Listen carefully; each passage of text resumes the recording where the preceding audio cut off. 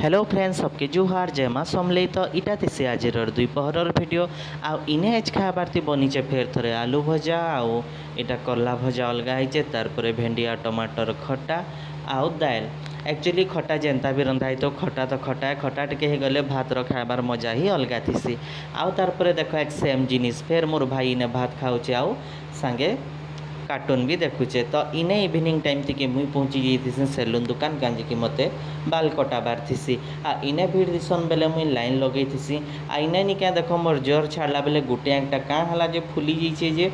पूरा दुख होता बाकी आज टे ठीक ही अच्छे कल आउ टे बेसी फुली जाता तथापि टे फुलानटा अच्छे न निहा ओहरे तो इने बसी बसी बसी बोर लगी सी लेकिन फिर बसी बसी न मोर लाइन पले आसी बेले इने मुई फिर बाल कटाबार लगे बसी जीसी आ बाल भी काଣା कटाबी बाकी नी कटाले भी नी चले काजे कहले ना